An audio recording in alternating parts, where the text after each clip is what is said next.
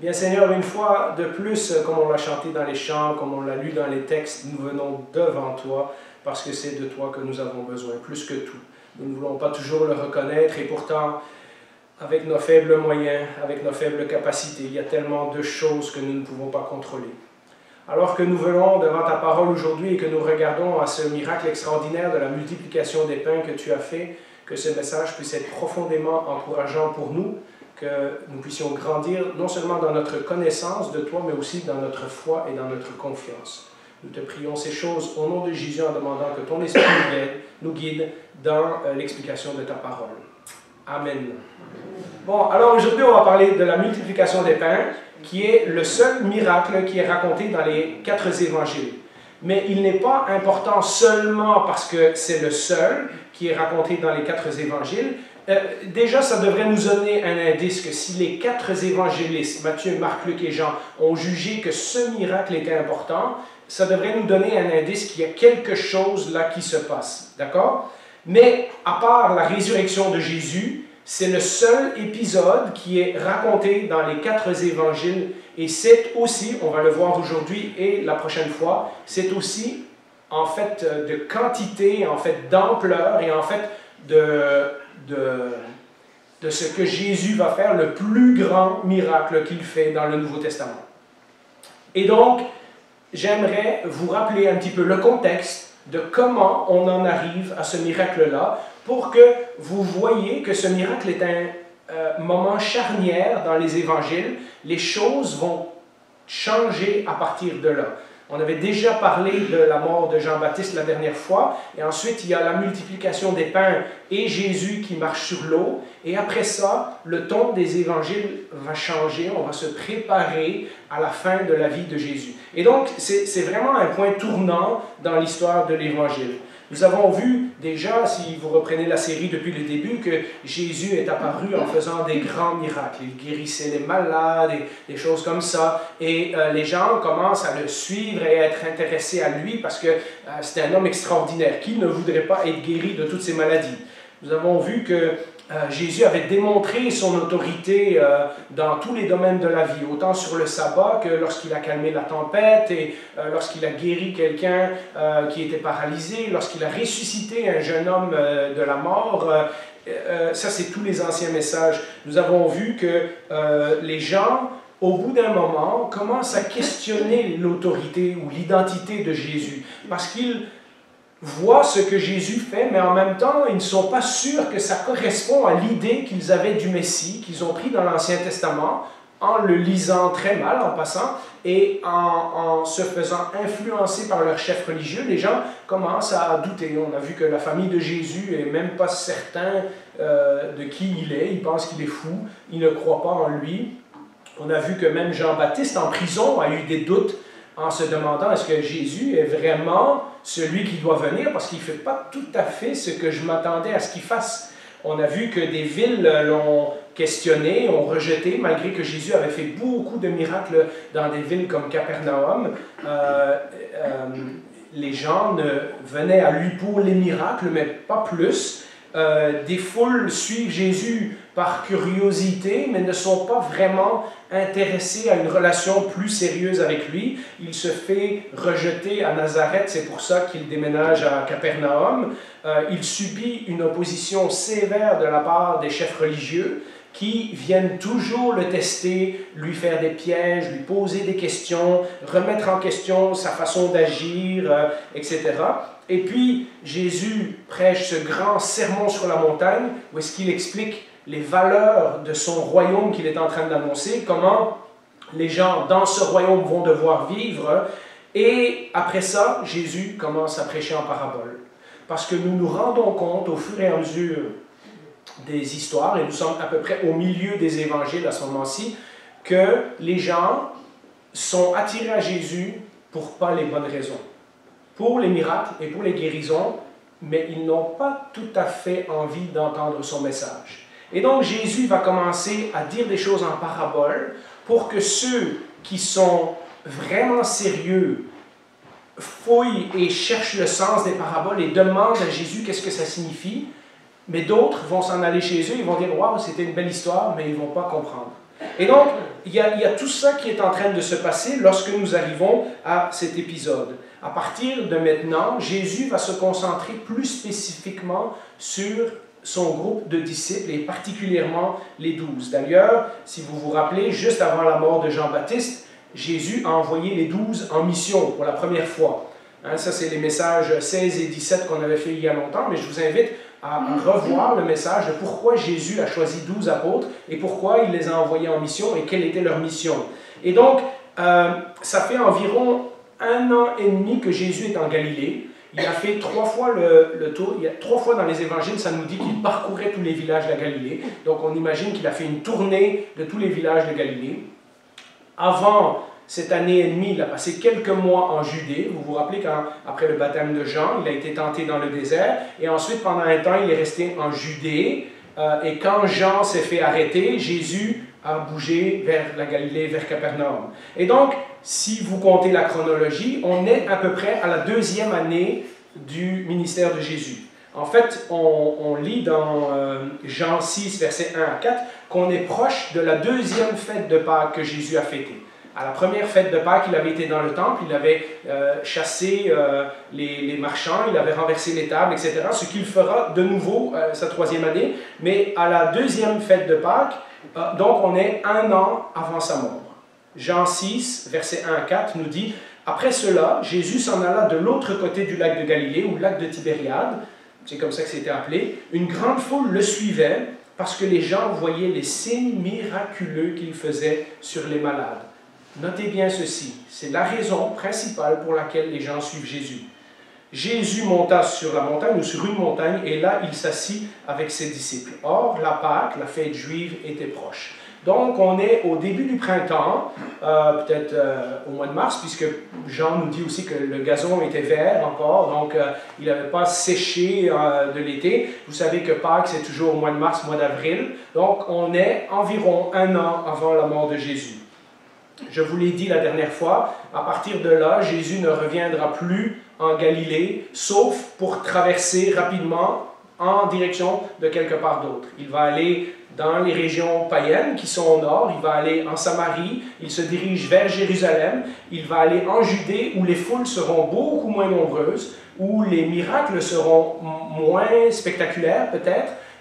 La Galilée a eu son temps. Pendant 1 an et demi, Jésus et les 12 ont prêché, ont visité les villages, ont fait des miracles, ont donné les enseignements. Jésus a fini le Matthieu chapitre 13 ou chapitre 12, je ne me rappelle plus, avec une malédiction sur les villes de la Galilée qui ont vu tous les miracles et qui pourtant s'entêtent à ne pas croire en lui, à ne pas le suivre.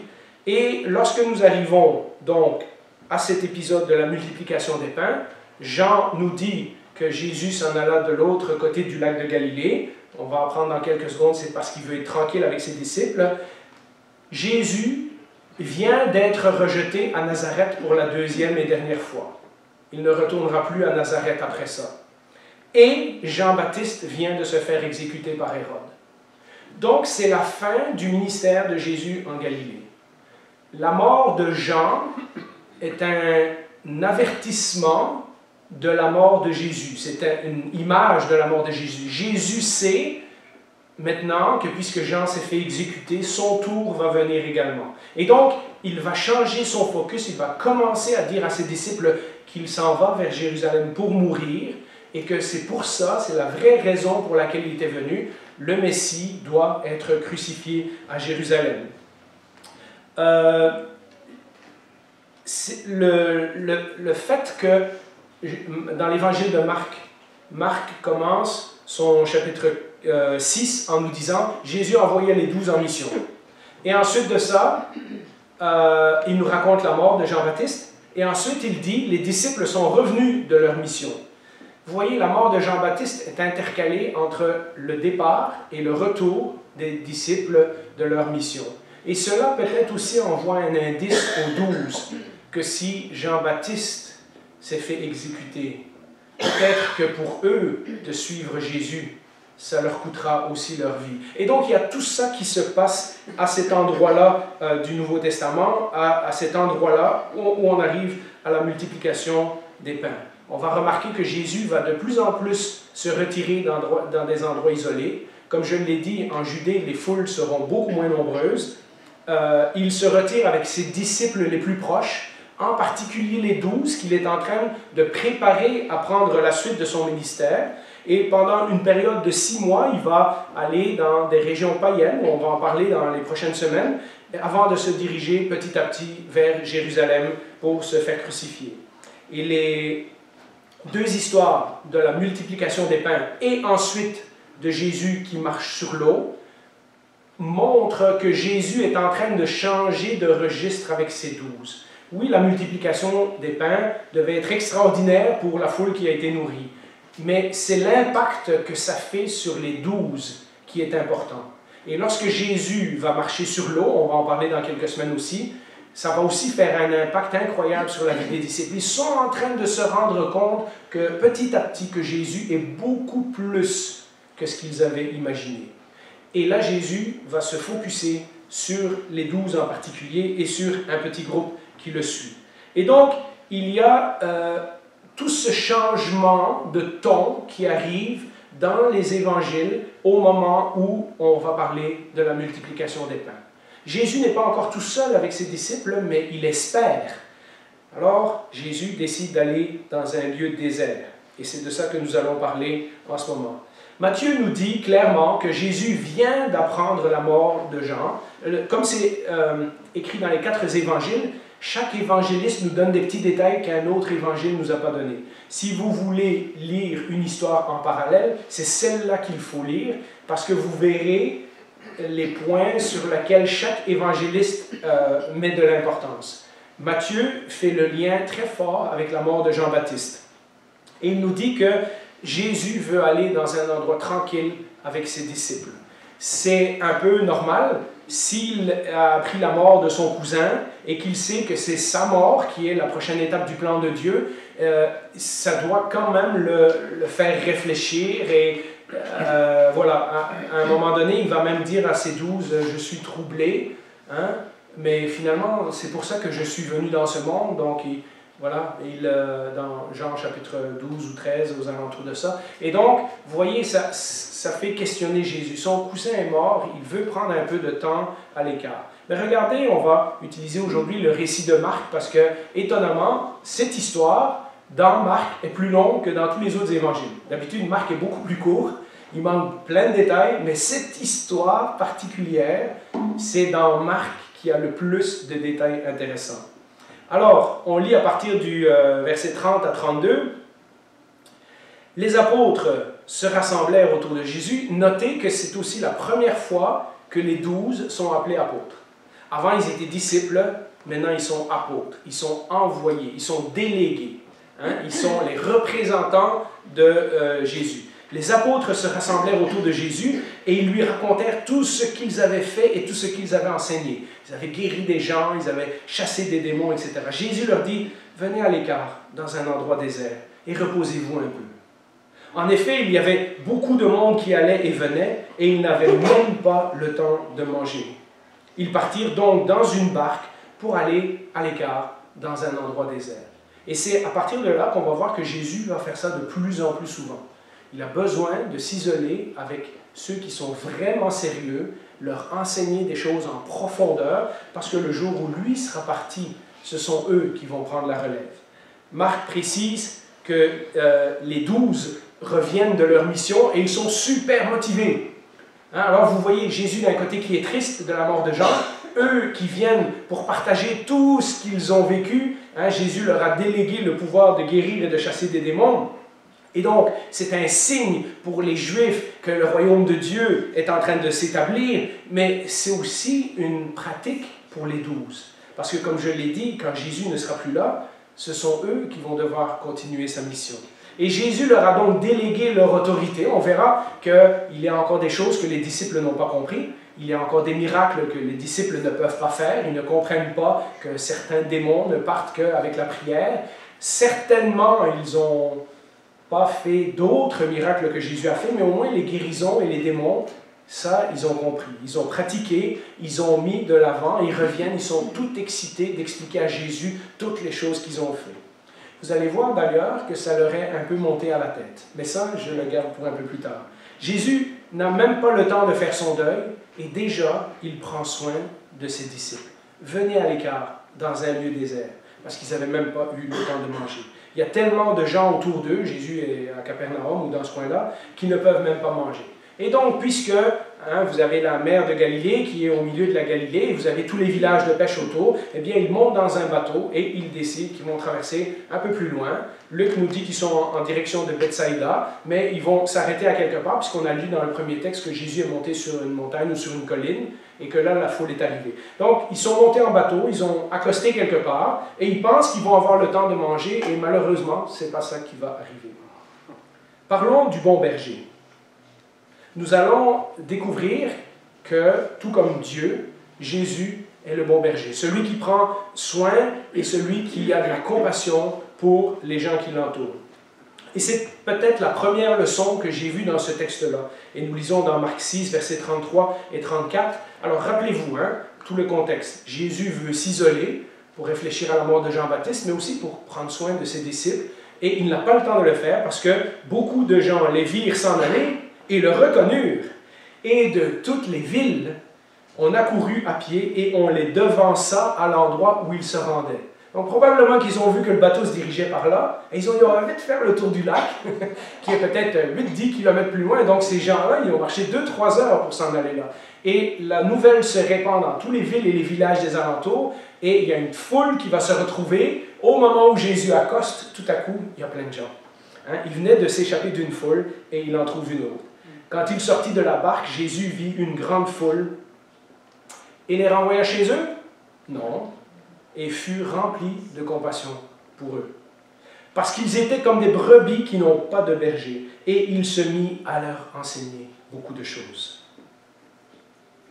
On trouve des détails supplémentaires dans les autres évangiles, comme je vous ai dit, ils sont en route pour Bethsaïda. C'est d'ailleurs le village où Philippe, André et Pierre sont nés.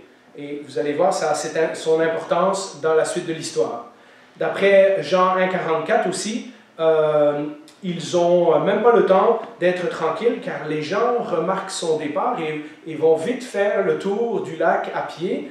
Et Jean nous dit que la raison, comme on l'a lu au début, la raison que les gens suivaient Jésus, c'était à cause des signes miraculeux et des guérisons qu'ils avaient faites. D'ailleurs, Matthieu 14,14, qui nous raconte le même épisode, nous dit que non seulement Jésus a eu compassion, mais il se mit à guérir aussi tous les malades. Et donc, clairement, Jésus voulait avoir du temps à lui, mais son ministère le rattrape, la foule le rattrape, et Jésus, au lieu de les renvoyer chez eux, décide d'avoir compassion de la foule parce qu'il les voit comme des gens étant perdus. Marc veut insister sur le fait que, oui, les gens viennent pour les miracles, mais Jésus veut leur enseigner des choses. Jésus veut prendre soin de leurs besoins spirituels. Ça nous dit qu'il se mit à leur enseigner beaucoup de choses. Donc Jésus, malgré qu'il va avoir un changement et tout, quand la foule est devant lui, il ne peut pas s'empêcher de démontrer la compassion envers ces gens-là. Le bon berger, c'est comme ça que Dieu est décrit dans la Bible, dans l'Ancien Testament. Et lorsque ce texte nous dit qu'ils sont comme des brebis sans berger, Marc est en train de nous indiquer qu'en fait, ils croient qu'ils suivent Dieu, mais ils ne le suivent pas. Le bon berger qu'ils devraient suivre, ils sont perdus, ils sont à côté de la plaque. Les prophètes se sont plaints à de nombreuses reprises dans l'Ancien Testament. Jérémie, Ézéchiel et d'autres ont dit que les dirigeants d'Israël, qui auraient dû être des exemples du bon berger, ont en fait conduit le troupeau dans les problèmes, dans les ennuis, loin de Dieu, etc.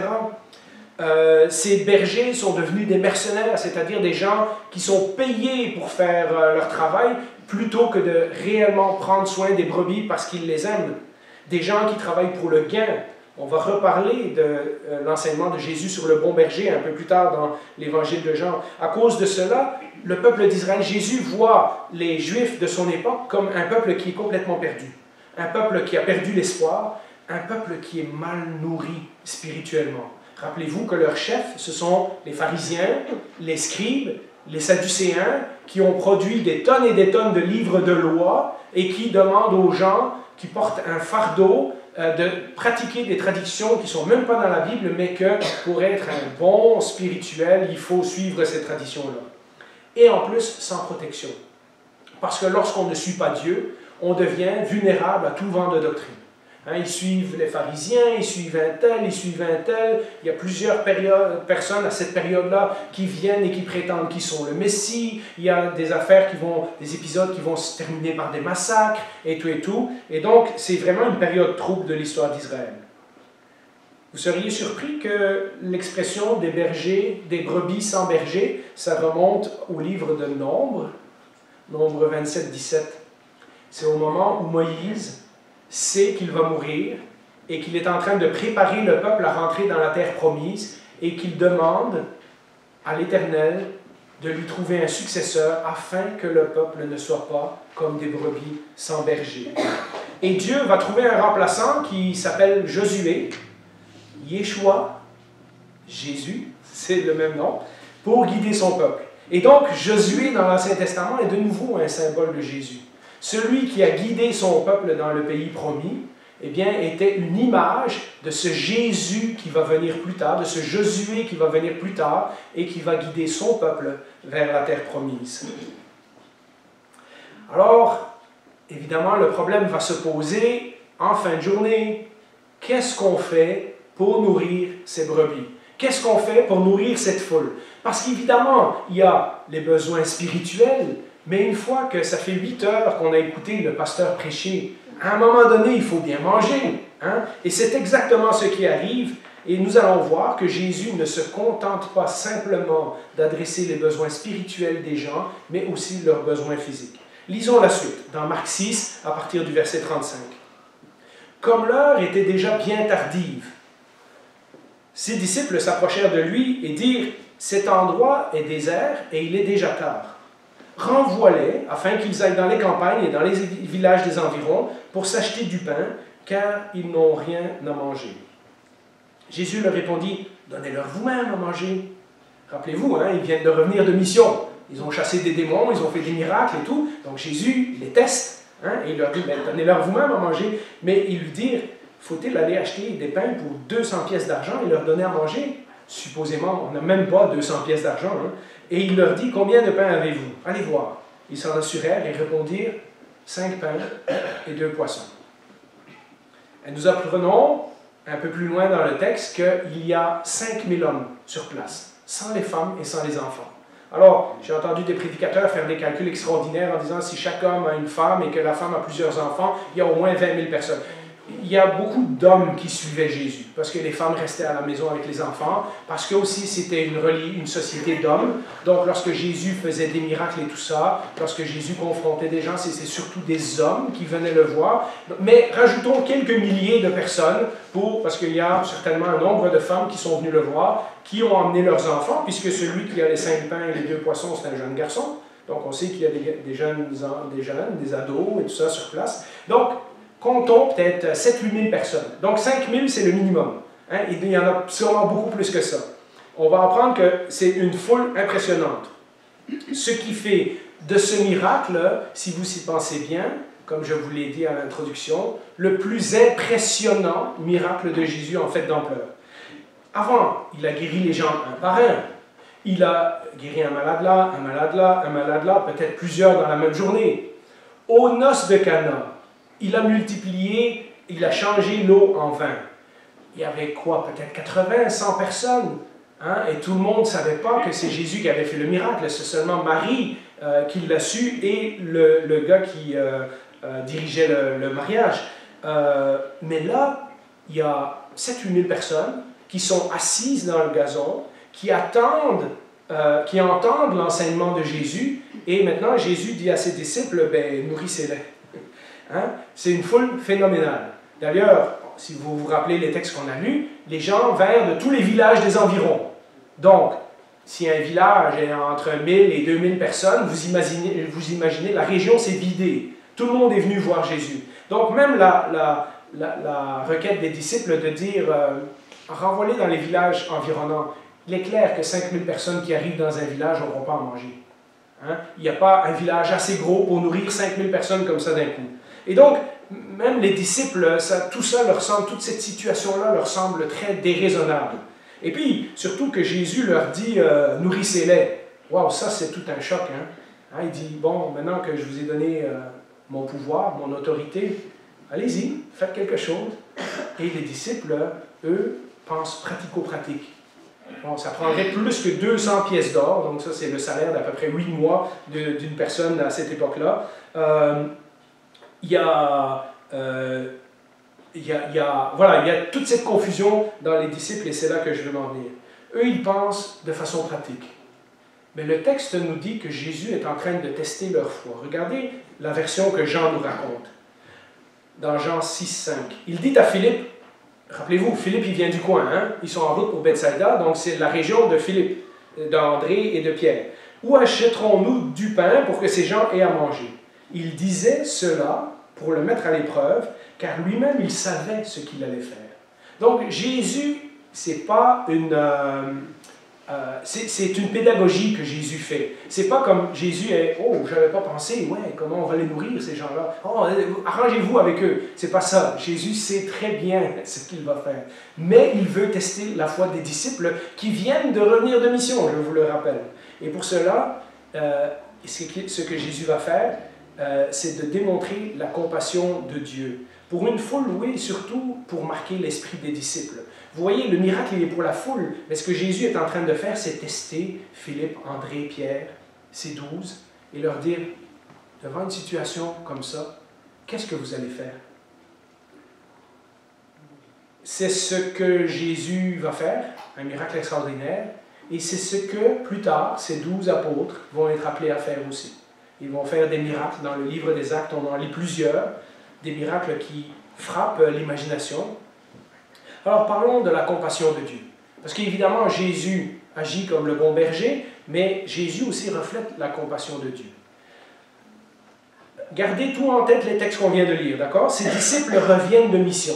Ils ont accompli des miracles extraordinaires. Ils ont chassé des démons, guéri des malades. Et je pense qu'ils sont peut-être un petit peu trop sûrs d'eux-mêmes.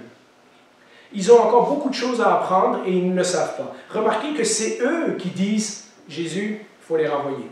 Hein, c'est eux qui donnent les ordres maintenant. Hein. Voilà, les autres reviennent de mission, ils ont vu de quoi ils sont capables, ils disent « Seigneur, laisse-nous s'arranger avec ça, on va les renvoyer. » Et Jésus revire la question contre eux. « Non, non, vous autres, nourrissez-les. Faites quelque chose. » Philippe, qu'est-ce que tu en penses? Est-ce qu'on a assez d'argent pour envoyer tous ces gens-là? André, qu'est-ce que tu en penses? On a combien de nourriture ici parmi nous? Hein, il est en train de les tester. Hein? Remarquez, voilà que Jésus, lui, au contraire des disciples, a compassion de la foule. On l'a lu, on l'a dit avant, mais elle semble être un dérangement pour les disciples.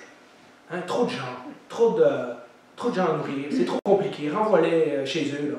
Bon, c'est bien, ils ont entendu ton sermon, ils ont vu quelques miracles, mais maintenant, voilà, c'est trop compliqué. Et donc, vous voyez la différence d'attitude entre Jésus, qui lui a compassion de la foule et qui reflète en fait le caractère de son Père Céleste, et les disciples qui, eux, ont fait des miracles et tout, mais ils n'ont pas encore cet esprit de compassion que Jésus essaie de développer en eux. D'ailleurs, je vous rappelle qu'après cet épisode, ça va prendre du temps, hein, parce qu'après cet épisode, ils se battent pour savoir qui sera le premier dans le royaume de Dieu, ils veulent faire descendre la foudre sur les Samaritains, quand les enfants viennent à Jésus, ils disent « Ah, allez-vous-en, allez-vous-en ». Donc la compassion, ça va être long à venir pour les disciples. Hein. Ils ont encore, comme je disais, beaucoup de choses à apprendre.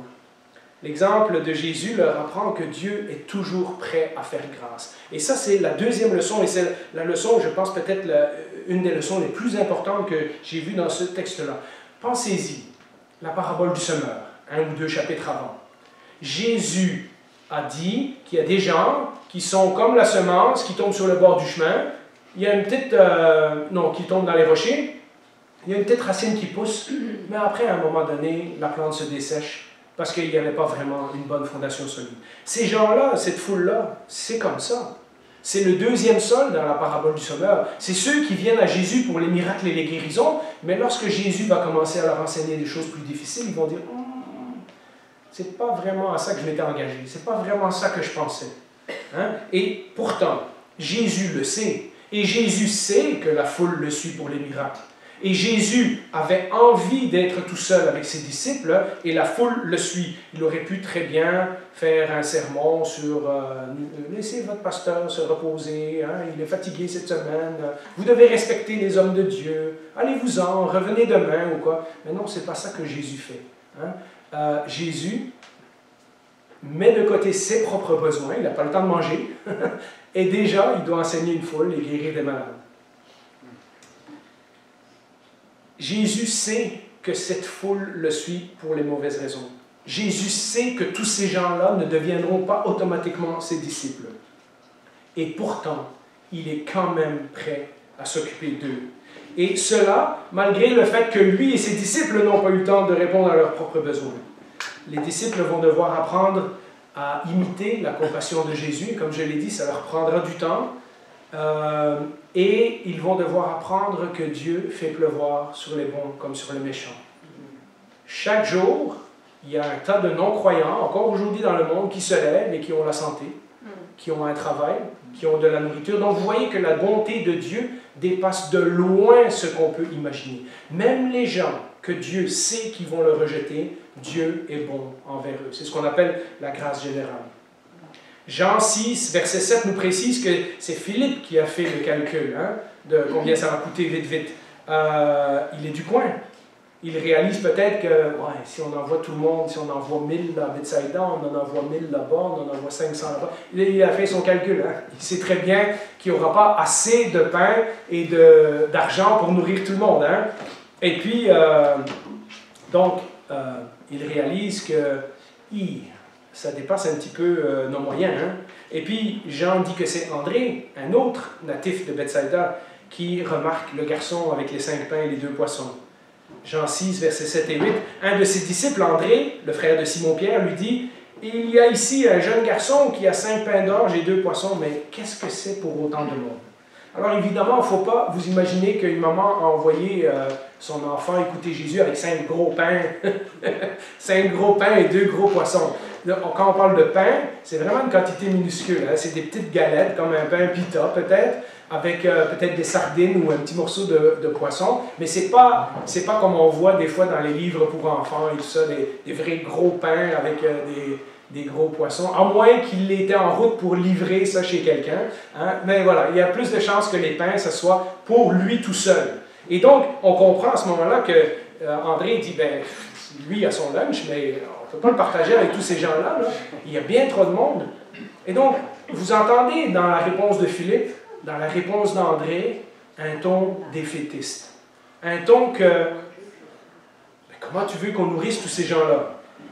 Les disciples commencent à réaliser tout à coup que leur problème est clairement au-dessus de leurs ressources, pas assez d'argent, et au-dessus de leurs capacités. On fait quoi pour partager tout ça entre 5, 6 000, 7 000, 8 000 personnes? Ce qu'ils n'ont pas encore réalisé, c'est que le Créateur de l'univers est au milieu d'eux. Et lui, il prépare quelque chose. Et ça va être pour la semaine prochaine. C'est pour ça que je veux que vous reveniez. Et donc, ça nous amène à une troisième leçon que j'aimerais nous dire. Et ça, c'est vraiment une leçon pour nous, individuellement et pour nous en tant qu'Église. C'est vraiment une leçon importante. J'ai prié plusieurs jours que le Seigneur nous ouvre les yeux dessus. On a besoin d'entendre, il y a des gens dans l'Église qui ont besoin d'entendre cette leçon, le fait que Dieu pourvoit. Jésus aurait-tu pu très bien résoudre le problème sans les disciples? Jusque-là, il avait fait ses miracles tout seul. Il ne demandait pas à ses disciples, tenez-le, je vais le ressusciter, ou faites ceci ou faites cela. Jésus fait ses miracles tout seul. Ensuite, il envoie ses disciples le représenter et faire des miracles. Mais Jésus il est en train de tester la foi de ses disciples, on l'a lu dans Jean tantôt, veut qu'ils réalisent que leur foi est encore très immature, que leur confiance en lui est encore très simple et que sans Jésus, ils ne s'en sortiront pas. Plus tard, vous vous rappelez ces enseignements que Jésus va faire? Vous êtes les branches, c'est moi le tronc. Si les branches ne sont pas attachées au tronc, elles ne peuvent rien produire. Et vous voyez, Jésus est en train de préparer ses disciples. Oui, vous êtes allés faire des miracles. Oui, vous avez eu un certain pouvoir, vous avez chassé des démons, vous avez prêché en mon nom. Mais il y a des situations qui vont clairement vous échapper. Vous n'êtes pas encore prêts. Il veut que ses disciples comprennent que le miracle, ce n'est pas de nourrir une foule affamée, même si ça reflète la bonté de Dieu qui fait lever son soleil sur les bons et sur les méchants. Les évangélistes nous racontent cette histoire, les 4 évangélistes, je vous le rappelle encore une fois, nous racontent cette histoire pour montrer l'impact que ce miracle a eu sur les disciples. De tous les miracles, c'est celui-là que les 4 ont choisi d'inclure dans leur évangile. Jésus va apprendre que malgré les gens qu'il a guéris, malgré les démons qu'il a chassés, malgré la tempête qu'il a calmée déjà une première fois, malgré la pêche miraculeuse de Pierre qui a ramassé plein de poissons dans son filet, malgré le jeune homme de Naïn qui a été ressuscité, que les disciples n'ont encore rien vu. Ils sous-estiment encore Jésus.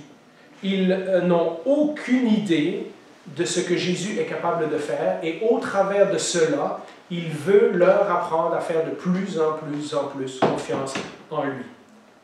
Nous sommes, nous aussi, régulièrement confrontés à des problèmes qui dépassent de loin nos capacités. Malgré tout ce que notre société nous dit sur se prendre en main, réussir dans la vie, avoir du succès, etc., etc., la réalité, c'est qu'aucun de nous ne peut s'empêcher de tomber malade. Fait que déjà, on n'a pas de contrôle sur ça. Hein? Un petit virus, puis on a la grippe. Aucun de nous ne peut s'empêcher de se blesser. Combien de fois on échappe quelque chose, ou on se cogne, et on se déchire, on se coupe, on fait un accident d'auto. Aucun de nous ne peut s'empêcher que les autres pensent du mal de nous, ou nous comprennent mal. Des fois, on dit des phrases, puis la personne a compris autre chose, puis ça fait toute une chicane qui prend 3 semaines à régler, puis on ne sait pas comment on en est arrivé là. Hein? On n'a aucun contrôle sur ça. On ne peut pas s'arranger pour que tout le monde nous aime. Il y a des gens qui sont très affectés par l'opinion des autres, et ils passent leur vie à courir après l'approbation des autres. On ne peut pas faire que les gens nous aiment. Il y a des gens que pour une raison incompréhensible ne vont pas nous aimer.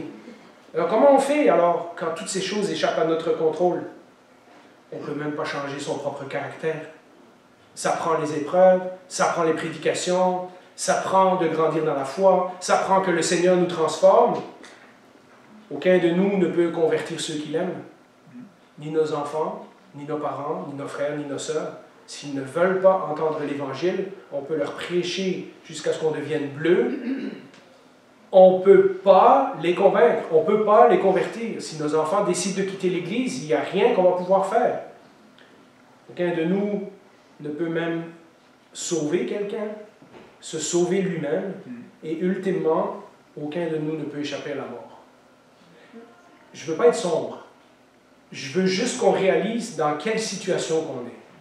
On est exactement comme les disciples qui sont, une fois qu'on s'assied, et dans les psaumes, on voit beaucoup ça aussi. Hein, David se rend compte que sans l'aide du Seigneur, il n'y arrivera pas. Il y a des ennemis là, il y a une maladie là, il se sent mal ici, il a l'impression qu'il va mourir, il passe par toute la gamme des problèmes et des émotions. On le voit souvent. Mais plus encore, même dans nos ministères et nos services chrétiens, Dieu nous demande souvent des choses qui sont au-dessus de nos forces. Si on pense qu'on est capable, on n'a pas encore compris. Si vous pensez que vous avez un pasteur fort, vous vous trompez. Il y a bien des choses que je ne suis pas capable de faire. Il y a bien des solutions que je n'ai pas. Il y a bien des problèmes dont vous me parlez que je n'ai aucune idée quoi vous répondre. Mais je peux vous pointer à la parole de Dieu. C'est ce que je peux faire. Hein? Ce n'est pas à moi que les gens regardent, c'est à Jésus-Christ. Dans nos ministères, nos professeurs d'école du dimanche ne peuvent pas convertir nos enfants. Ils vont enseigner, ils vont être fidèles, ils vont montrer l'exemple, mais la décision viendra de l'enfant. Même chose pour les jeunes.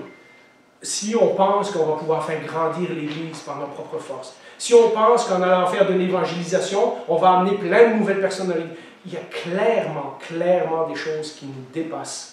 Des choses que Jésus nous demande de faire, que si on est vraiment honnête avec nous-mêmes, c'est trop. Il y a beaucoup trop de gens à sauver, il y a beaucoup trop de messages à prêcher, il y a beaucoup trop de vies à transformer pour que nous soyons capables de le faire nous-mêmes. Et ça, frères et sœurs, surtout ceux qui sont impliqués, surtout ceux qui aident à l'Église, dans n'importe quel rôle. il faut que l'on comprenne que Jésus nous met dans des situations qui dépassent nos moyens. Sinon, vous savez quoi? On s'en sort par nos propres forces.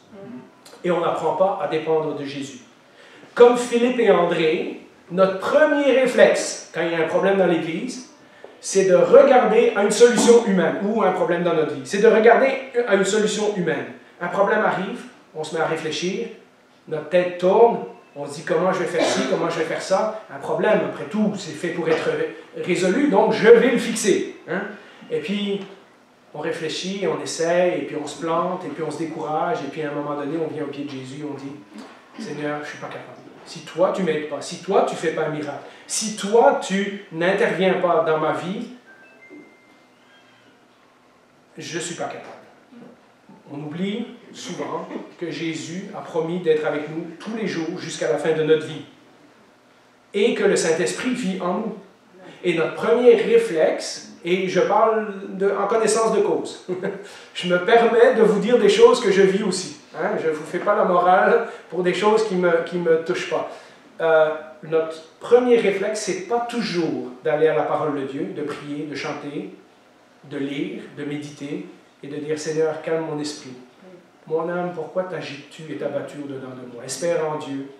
Hein? Tous ces versets dans les psaumes qui nous nourrissent et qui nous rappellent de se fier à Jésus. Alors, avant de critiquer les disciples, ce que j'ai bien aimé faire dans le message, nous devrions nous poser la question pour notre propre vie. Combien de fois ça va prendre pour que Dieu intervienne de façon spectaculaire dans notre vie avant qu'on commence à lui faire confiance, avant que notre foi en lui grandisse? Combien de fois ça va prendre que Dieu réponde de façon miraculeuse à mes prières? Et je vous dis, souvent dans la vie chrétienne, je vous l'ai dit dans d'autres messages, au début de notre vie chrétienne, on a plein de réponses extraordinaires, etc. Et puis après, le Seigneur nous apprend à marcher par la foi, hein, et à grandir en maturité.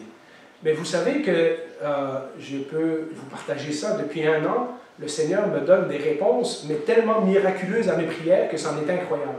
Et je retrouve un peu la confiance en Dieu que j'avais, la confiance d'un enfant que j'avais lorsque je me suis converti. Et que je priais et que j'étais assuré que le Seigneur avait entendu ma prière et qu'il allait me répondre.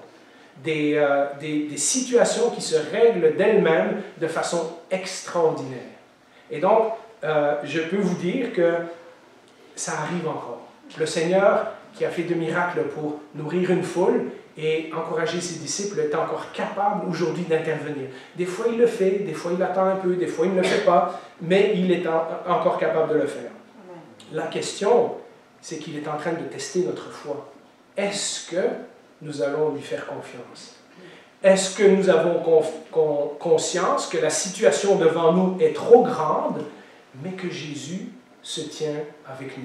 Que le Créateur de l'univers, et on va le voir la semaine prochaine, hein, le Créateur de l'univers, c'est pour ça que j'insiste sur ce mot-là, celui qui a tout créé est à côté de nous. Avant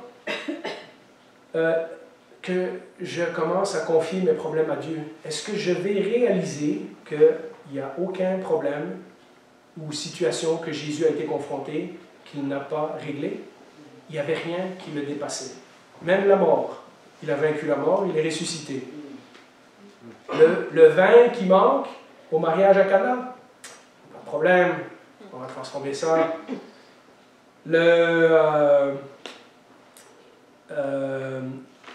Une grande foule à nourrir, ça on va le voir la prochaine fois, pas de souci, il va nourrir tout le monde.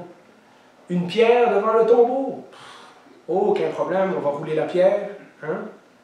Il n'y a aucune situation que Jésus a rencontrée qu'il n'était pas capable de régler. Il nous invite aujourd'hui à nous rendre compte de notre propre insuffisance et en même temps de sa puissance. Vous voyez, si on voit juste notre insuffisance, on déprime. Si on voit notre insuffisance, mais qu'on sait que Jésus est avec nous, alors on est encouragé. Vous savez pourquoi? Parce que Paul l'a dit dans 2 Corinthiens 12, 9, « Ma grâce te suffit, car ma puissance s'accomplit dans ta faiblesse. Aussi, je me montrerai bien plus volontiers fier de mes faiblesses, afin que la puissance de Christ repose sur moi. » Je vous laisse réfléchir et méditer à ces choses. La prochaine fois, on va voir un miracle époustouflant. J'ai hâte de vous en parler. Mais pour le moment, pour réfléchir à ce message, pour nous rappeler que Jésus est avec nous, pour nous rappeler tout ce qu'on a appris, je vous invite à prendre le repas du Seigneur.